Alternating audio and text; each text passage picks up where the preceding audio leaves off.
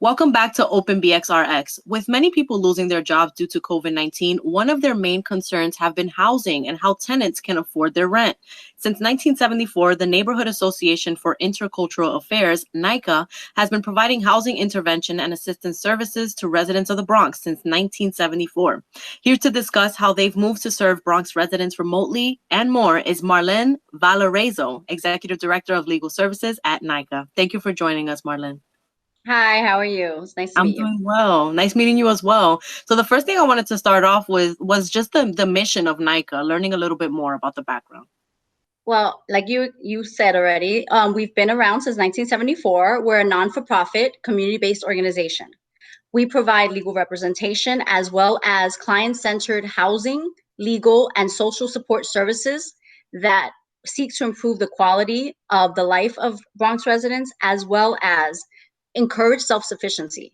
Gotcha.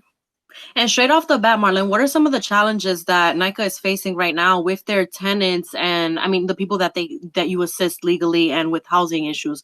What are some of those challenges that people are calling you regarding, COVID-19 and the rent? Well, we've had broad spectrum calls. We have clients who are calling because they have faced unemployment.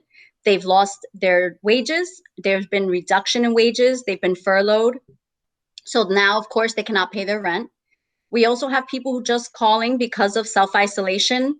They are fearful. And rent is one more item to fear, but they have many more fears. I mean, they have to maintain internet for their children who are school age, who are now being homeschooled. They have to pay rent. They have to pay for food. They have to pay for Con Edison. There's a multitude of issues they're facing, and it's becoming a mental health issue for Bronx residents at this point. It definitely is. And the fact that people are concerned about the rent is just, there's a lot of rent cancellation petitions and protesting happening in order to get that load off of a lot of people's backs. Can you tell us about some of the services and resources at NAICA that people can receive remotely? Currently, our staff attorneys are representing tenants remotely in Bronx Housing Court via Skype. So tenants can contact NAICA and they will be assigned a staff attorney who can represent them on these emergency actions that are currently being heard via Skype. They can also contact NAICA on our hotline day, which is Wednesday, 9 to 5. And regardless of whether you're in court or regardless of your borough, you can be connected to a staff attorney who will discuss your housing matters. And so that everyone knows, they can contact 311 Monday through Friday to discuss housing matters, and they will be connected to any legal services provider who is currently manning the hotline. Right. Marlen, can you clarify, the changes in the eviction moratorium with Governor Andrew Cuomo? What changes can people expect to face, and how would this affect people? Well, the first executive order that Governor Cuomo signed stayed all evictions from March 20th through June 20th. Meant no one could get evicted.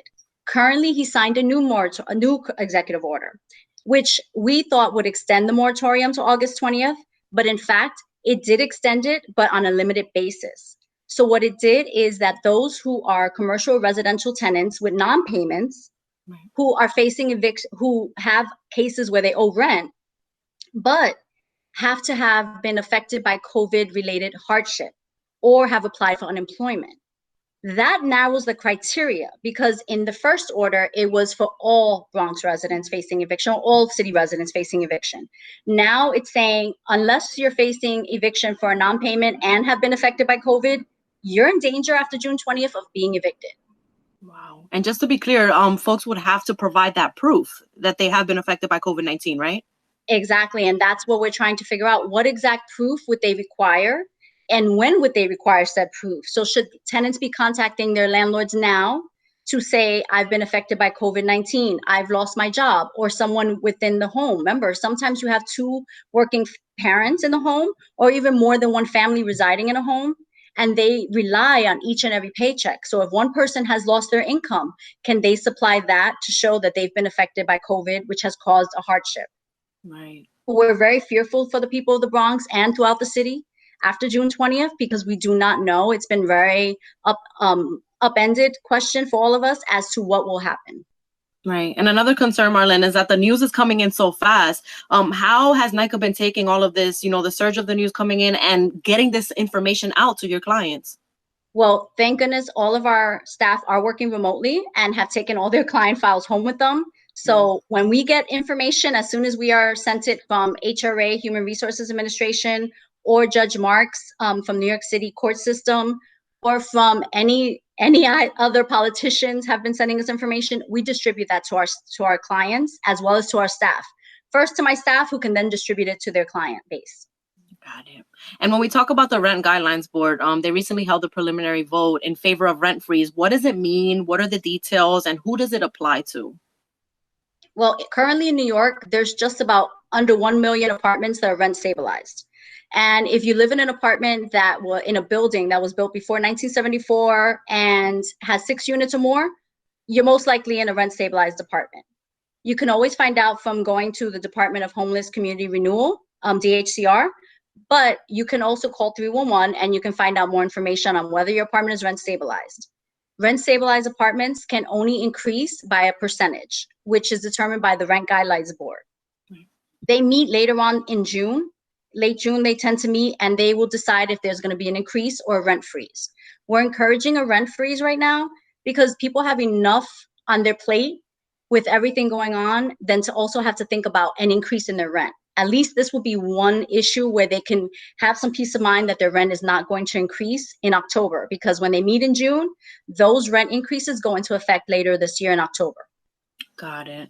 And Marlen, can we talk about the battle between tenants and landlords right now? With tenants organizing and striking, urging Governor Cuomo to cancel the rent, what are some of the main concerns the community has in regards to their living situations in this regard? And how can this be resolved? Do you think a rent cancellation will help all parties involved, including tenants and landlords?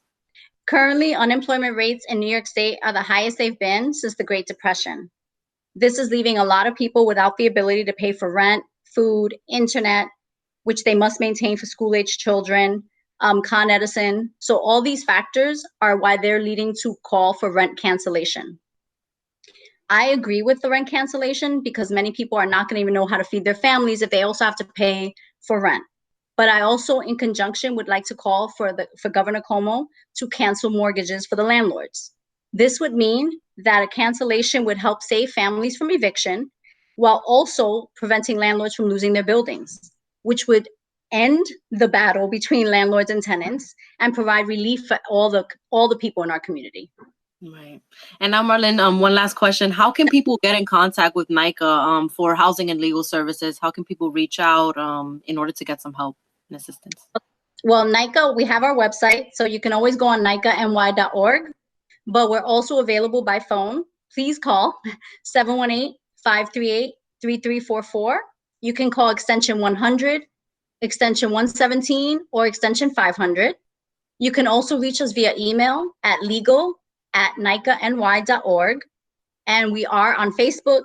We are on Instagram at NAICA 1974. So please, we encourage you to reach out. All our information for contact information is on all those forums. And you can reach out to us. And like I said, our staff attorneys are being assigned to cases and we will represent you remotely via Skype. So we are still handling Bronx housing court matters. Thank you so much, Marlen, for your time today. Thank you. It was great meeting you. Nice meeting you as well. Folks, if you need housing and legal services, again, the website is NAICANY.org. Open BXRx will be right back.